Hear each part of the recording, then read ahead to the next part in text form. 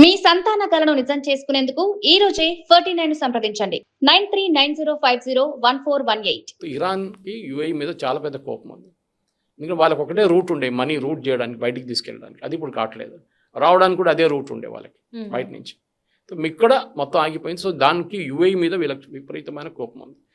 వీళ్ళు కొడుతుందంతా American bases అంటున్నారు. అంటే అమెరికన్ ఎయిర్ ఫోర్స్ బేస్ ఉంది అన్ని దేశాలు, మిడిల్ ఈస్ట్లో అండ్ బహ్రెయిన్లో 5th ఫ్లీట్ ఉంది, వాళ్ళ నేవల్ ఫ్లీట్ ఉంది చాలా పెద్దది. దాని మీద దాడి చేస్తున్నా అంటారు. కానీ మనం ఇప్పుడు చూస్తున్నా ఏంటంటే ఆయిల్ ఫీల్డ్స్ మీద పడుతుంది, బిల్డింగ్ల మీద పడుతుంది, వాళ్ళ ఎయిర్పోర్ట్ మీద పడ్డది. దుబాయ్లో మనం చూసాం ఫస్ట్. ఖతర్ ఆయిల్ ఫీల్డ్ మీద కొట్టారు మళ్ళీ. అక్కడెక్కడ యూఎస్ బేస్ ఉంది. ఇన్ఫాక్ట్ యూఎస్ చాలా దేశాల్లో ఈ అరబ్ నేషన్స్లో అంతా వాళ్ళ బేసెస్ వెకేట్ చేశారు. వాళ్ళు ఎందుకు మాత్రం గొడవ, ఎందుకు ఇప్పుడు ఉన్న మా పర్సనల్ డేంజర్ అది అని చెప్పి వాళ్ళందరినీ హోటల్కి షిఫ్ట్ చేయించారు.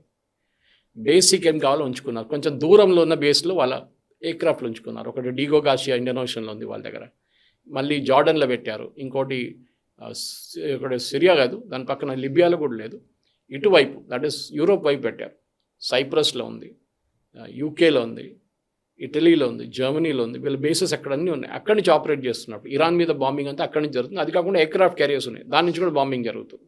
నిన్న రాత్రి మనం వీడియోస్ చూసాం దాన్ని. ఇప్పుడున్న పరిస్థితి ఇది. ఇక్కడి నుంచి ముందుకెళ్తే ఇప్పుడు ప్రాబ్లం ఏం జరిగిందంటే చాలా మటుకు అక్కడ ఒక డివిజన్ నడుస్తుంది. మేము మొన్న మాట్లాడాము దాని గురించి. ఒకటి పొలిటీషియన్స్, ఒకటి ఐఆర్జీసీ, ఇంకోటి మూడోది ముల్లాస్. ఇప్పుడు మన ఫ్యూనరల్ ప్రొసెషన్ తీసినప్పుడు చాలామంది ప్రేక్షకులు అబ్జర్వ్ చేశారో లేదో, కానీ దాని తర్వాత అన్ని ఇంటర్నేషనల్ ఛానల్స్లో వచ్చినాయి. ఇరానియన్ ప్రెసిడెంట్ మీద దాడి జరిగింది. అక్కడున్న పబ్లిక్, ఫ్యూనరల్కి వచ్చిన పబ్లిక్ ఇరానియన్ ప్రెసిడెంట్ పెస్కెషియన్ మీద దాడి చేశారు. వాళ్ళ సెక్యూరిటీని కొట్టారు. వాళ్ళేమంటున్నారంటే ఈయన వెళ్ళి అమెరికాతో చర్చలు నడుపుతున్నారు, వీరెవరు చర్చలు నడిపించడానికి, అమెరికా ఇస్ సాటన్, డెవిల్, వాళ్ళతో చర్చలు ఉండకూడదు. ఏది ముల్లాల గ్యాంగ్ చెప్తున్నారు. ఇది వాళ్ళు ప్రజలతో చెప్పిస్తున్నారు. అరాచి వాళ్ళ మెయిన్ నెగోషియేటర్, ఫారెన్ మినిస్టర్, ఆయన్ని రాళ్లతో కొట్టారు. అంటే ఎవరైనా అమెరికాతో నెగోషియేట్ చేస్తే వాళ్ళని కొట్టాలని ఒక వింగ్ అక్కడ ఉంది. ఇంకొక వింగ్ ఏంటి, ఐఆర్జీసీ, వాళ్ళు మెయిన్ ల్యాండ్ అంటున్నారు. కానీ ఈ స్ట్రేట్ ఆఫ్ హార్మూజ్లో ఉన్నది వాళ్ళు పట్టించుకోవట్లేదు. మెయిన్ ల్యాండ్ వాళ్ళని వాళ్ళు ఆర్డర్ చేయకుండానే ఇక్కడి నుంచి ఫైర్ చేస్తున్నారు షిప్ల మీద. అది కూడా ఆలోచించండి. ఖతార్ చాలా రోజుల నుంచి కష్టపడుతున్నారు వీళ్ళని ఇద్దరిని తీసుకొచ్చి స్విట్జర్లాండ్ తీసుకెళ్ళి అక్కడ చర్చలు నడిపి అది చేస్తున్నారు. వాళ్ళ షిప్ మీద దాడి చేశారు. మనం ఇప్పుడు ఖతార్ అంటారు మేమేం తప్పు చేస్తాం, మేము మిమ్మల్ని సాయం చేయరు. ఇవాళ ఒమాన్ మీద దాడి చేశారు. ఒమాన్ ఎన్నో సంవత్సరాల నుంచి వీళ్ళ కోసం డీల్ చేస్తున్నారు. ఒమాన్ పీస్ టాక్స్ నడిపిస్తున్నారు. జేసీపీఓ టైం నుంచి ఉంది వాళ్ళ దగ్గర, 2015 నుంచి. అదే ఒమాన్ మీద దాడి జరిగింది. అప్పుడు అందరూ అంటున్నారు మేమెందుకు ఊరుకోవాలి, ఇప్పుడు మేము కూడా కొడతాం ఇప్పటి నుంచి. మా దగ్గర షిప్పులు పడున్నాయి, మా దగ్గర నేవీ ఉంది, మా దగ్గర ఎయిర్ ఫోర్స్ ఉంది, మేము డిస్ప్లేకి పెట్టుకున్నాము, ఇక్కడ షోకేస్లో పెట్టుకోవాలని, ఇది మేము కూడా యూస్ చేస్తాం, చూపిస్తాం. అదే బహ్రెయిన్ అండ్ కువైత్ చేశారు. ఇప్పుడు వీళ్ళు కూడా చేయొచ్చు. బహుశా వీళ్ళందరూ కలిసి వస్తే ఒకటేసారి అటాక్ చేస్తే ఇరాన్ 3 రోజులు పడిపోతుంది గవర్నమెంట్ వాళ్ళది. ఎక్కువ రోజులు తీసుకోదు, కానీ చేయాలి. కన్సర్టెడ్ అటాక్ ఉండాలి. నిజంగా ఇప్పుడు ఇవి ఏవైతే అనుకుంటున్నా అవి చేసే అంటే అవకాశాలు కనిపిస్తున్నాయా సార్ మనకి? Yes, why not. ఇప్పుడు అమెరికా అయినా కావచ్చు, ఇటలీ అయినా కావచ్చు, లేకపోతే ఇటలీ అంతా రారు, వాళ్ళు బేసిస్ ప్రొవైడ్ చేస్తారు. కానీ నేటో సపోర్ట్ రావు. నేటో షిప్స్ని తీసుకురావచ్చు, ఎయిర్క్రాఫ్ట్ అక్కర్లేదు. ఎయిర్క్రాఫ్ట్ అమెరికా, ఇజ్రాయెల్ చూసుకుంటారు. మీరు స్ట్రేట్ ఆఫ్ హార్మూజ్ని చూసుకోండి, అది వాళ్ళు అంటున్నారు. ఎందుకంటే ఈ ఆయిల్ మీ దగ్గర కూడా వస్తుంది, మీరు గుర్తుపెట్టుకోండి. మీ షిప్పుల మీద దాడి జరుగుతుంది. సైప్రస్ షిప్ మీద జరిగింది మొన్న, సిప్రియట్ ట్యాంకర్ మీద. అక్కడ జరుగుతున్నప్పుడు మీరు వచ్చి అడ్డుకోండి, అది మీ షిప్స్. అది మేము ఎన్ని రోజులు ఉండాలి అక్కడ అంటున్నారు అమెరికా. మేము బాంబింగ్ చేస్తున్నాం, మా పైలట్స్ లైఫ్ డేంజర్లో ఉంటుంది, మీరు వచ్చేందుకు సహాయం చేయట్లేదు. యుద్ధం మాది కాదు, మీరు యుద్ధం మొదలు పెట్టారు, మీరు ఫినిష్ చేసుకోండి. కరెక్టే, ట్రంప్ చేసిన తప్పులు ఉన్నాయి, లేదంటలేదు. కానీ at the same time Trump అక్కడ ఇప్పుడు అపీల్ చేస్తుంది. నేటో మనకు సమిట్కి వెళ్ళినప్పుడు అంకార్లో అదే అన్నారు, నాకు హెల్ప్ కావాలన్నప్పుడు మీరు ఒక్కటి రాలేదు. ఓకే, మిమ్మల్ని నేను మర్చిపోను, చూసుకుంటాను. ఈ ఆయిల్ అంతా మీ దగ్గరికి వస్తుంది, వాడు రేపు ఆపేస్తే మళ్ళీ మీకు ఆయిల్ రాదు. అదే జరగబోతుంది, అదే ఇప్పుడు జరుగుతుంది కూడా అనమాట. ఇప్పుడు హార్డ్ లైనర్స్ ఇన్ఛార్జ్ ఉన్నారు అక్కడ. అంటే చెప్పాను చూడండి, అక్కడ ఇస్లామిస్ట్ ఇప్పుడు ఇరాక్లో వాళ్ళ పైచేపు పైచేయి వాళ్ళదే ఉందన్నమాట. సో వాళ్ళు హ్యాండిల్ చేస్తున్నారు, అన్నీ వాళ్ళే చూసుకుంటారు. వాళ్ళని కొట్టాలి ఇప్పుడు అమెరికా, అదే చేస్తున్నారు అమెరికా. ఈ హార్డ్ లైనర్స్ అంటే బేసిక్లీ ముల్లాల్లో అండ్ ఐఆర్జీసీ, వీళ్ళిద్దరు కలిసి ఇప్పుడు ఇరాన్ నడిపిస్తున్నారు. వీళ్ళిద్దరిలో వీళ్ళు టాప్ లీడర్స్ అందరిని చంపేస్తే దాన్ని మళ్ళీ అందరు లైన్ మీదకి వచ్చేస్తారు. అంటే ఇంతకుముందు మనం మాట్లాడుకున్నలాగా ఈ ముల్లాస్, ఐఆర్‌జీసీ పొలిటీషియన్ ఏవైతే ఉన్నాయో వాళ్ళందరూ ఒక దాని మీద నడిస్తే అంతా బాగానే ఉంటదనుకున్నాం. కానీ ఇప్పుడు విడిపోవడంతోని ఇంకా పరిస్థితులు ఇంకా చేజారిపోయే రకంగానే ఉన్నాయంటారా? చేయి జారిపోదు. అది కంట్రోల్ చేయాలి అమెరికా పని. వాళ్ళ దగ్గర అంత నేవల్ అసెట్స్ ఉంది, అంత ఎయిర్ ఫోర్స్ అసెట్స్ ఉంది. వాళ్ళది యూజ్ చేయాలి. దేనికోసం ఎదురు చూస్తున్నారు ఇప్పుడు మరి అమెరికా? దేనికోసం ఎదురు చూస్తుంది? స్ట్రెయిట్ ఆఫ్ హార్మోస్ని ఓపెన్ పెట్టాలి అంతే. వాళ్ళ ఆయిల్ ప్రైసెస్ కూడా తగ్గుతుంది. లోకంలో ఉన్న ప్రతి దేశంలో ఆయిల్ ప్రైసెస్ తగ్గుతుంది. వీళ్ళు మరి అది కానివ్వట్లేదు కదా సార్. ఎవరన్నారు? ఇప్పుడు వీళ్ళు ఇరాన్ అంటున్నారు కదా, ఇరాన్ అంటున్నారు strait of Hormuz is close. Correct. నిన్న 26 షిప్లు పోయినాయి కదా, మళ్ళీ 26 షిప్లు ఎవరు పంపించారు బయటికి? అది ఇంకా ఓపెన్ చేయాలి. బిఫోర్ యుద్ధం కన్నా ముందు ఫిబ్రవరి 20 ముందు 120 షిప్లు పోతుండే ప్రతిరోజు. ఇప్పుడు 26 తగ్గింది. మొన్న 70 ఉండే. నార్మల్సీకి వచ్చేసారు ఆల్మోస్ట్. ఇరాన్కి అర్థమైపోయింది ఇది మా ట్రంప్ కార్డ్.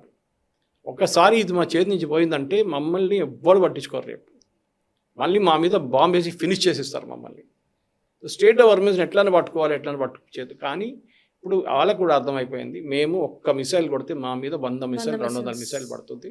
మా ఒక రోజు కాకుండా ఇవాళ కాకుండా రేపు కాకుండా ఎల్లుండి కాకుండా ఎప్పుడు వారం లోపల 10 రోజుల తర్వాత మాది మొత్తం ఫినిష్ అయిపోతుంది. మాది ఏం మిగలదు. అప్పుడు మేము ఏం చేయలేము. అది వాళ్ళకి తెలుసు. అప్పుడు ఇరాన్ ఇంకేదైనా యాక్షన్ తీసుకుంటారు, అది అప్పుడు చూడవచ్చు. కానీ వాళ్ళ దగ్గర మిసైల్స్ అన్నీ అయిపోతున్నాయి. ఆల్మోస్ట్ ప్రొడక్షన్ చాలా లో ఉంది వాళ్ళది. ఈ పరిస్థితిలో ఇరాన్ ఏం చేస్తారు అని నెక్స్ట్ క్వశ్చన్ అందరు అడుగుతున్నారు.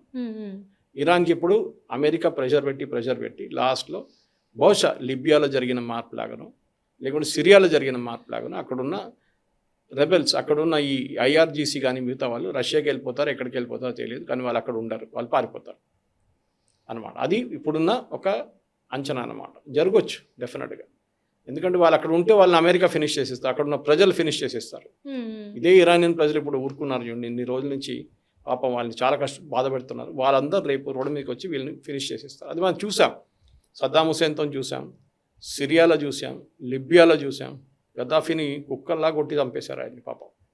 పాపం చెప్పలే, ఆయన యూజ్ ద బిగ్ ఫ్రాడ్, ఆయన కిల్లర్, నంబర్ 1 టెర్రరిస్ట్ ఉండే. కానీ చెప్తున్నాను నేను, ఒకసారి ప్రజలకి పై చేయి వచ్చిందంటే గో ఆఫ్టర్. ప్రజలు తిరగబడితే ఇంకా ఎంత పెద్ద నేత అయినా కూడా పడిపోతుంది. అది దానికి సపోర్ట్ కావాల్సింది బూట్స్ ఆన్ ద గ్రౌండ్ అంటారు. అమెరికా ఏదో ఒక రోజు వాళ్ళ సోల్జర్స్ని దింపాలి వస్తుంది యాక్షన్లో. అది కర్గైలాండ్ తీసుకోవడానిక మిగతా. కానీ వాళ్ళు చెప్పంగానే ఇరాన్ థ్రెటన్ చేస్తారు, మీ వాళ్ళు వస్తే మందని చంపేస్తాం మేము అని చెప్పేసి.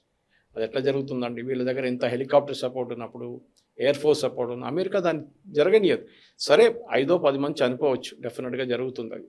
కానీ మీరు ఒక లార్జర్ ఆబ్జెక్టివ్ మీరు గెయిన్ చేసుకుంటారు. స్టేట్ ఆఫ్ హార్మోస్ అది పెద్ద ఒక ప్రైజ్. అది ఇప్పుడు అదొక ఒలింపిక్ మెడల్.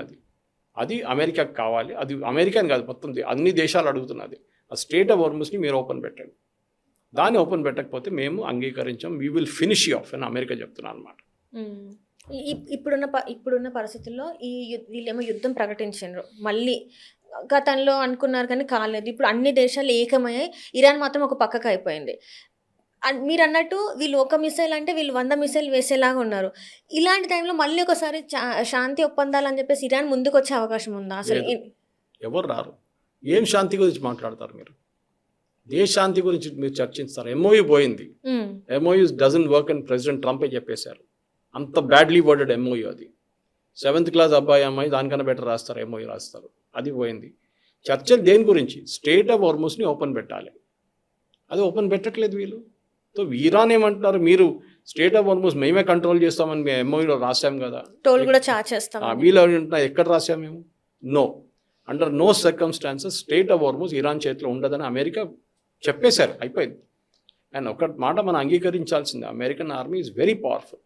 ఇప్పుడు లోకంలో మీకు యూనిపోలార్ వరల్డ్ అయిపోయింది. ఇప్పుడు బైపోలార్ కాదు. ముందు రష్యా ఉండే చాలా, అప్పుడు యూఎస్ఎస్ఆర్ ఉండే చాలా స్ట్రాంగ్, యూఎస్ ఉండే చాలా స్ట్రాంగ్, 2 పెద్ద స్ట్రాంగ్ పవర్స్ ఉండే. ఇప్పుడు రష్యా వీక్ అయిపోతుంది, యూఎస్ అన్నిటికంటే పవర్ఫుల్ ఫిగర్గా మారిపోయింది. ఒకసారి యూఎస్ ప్రెసిడెంట్ ఒక నిర్ణయం తీసుకుంటే వాళ్ళు ఫినిష్ చేసేస్తారు. కానీ దాని నిర్ణయానికి కట్టుబడి ఉండాలని గట్స్ ఉండాలి. దానికి చేపించడానికి, అంటే ఫినిష్ ద జాబ్ అని చెప్తారు ఇంగ్లీష్లో, అది చేపించడానికి ట్రంప్కి అంత గట్స్ లేదు. ఆయన ఎక్కడ దాకా వెళ్ళి మళ్ళీ వెనకకి తిరిగి వస్తారు. 2 steps ఫార్వర్డ్ 1 step బ్యాక్వర్డ్ అంటారు. అది ట్రంప్తో జరుగుతుంది.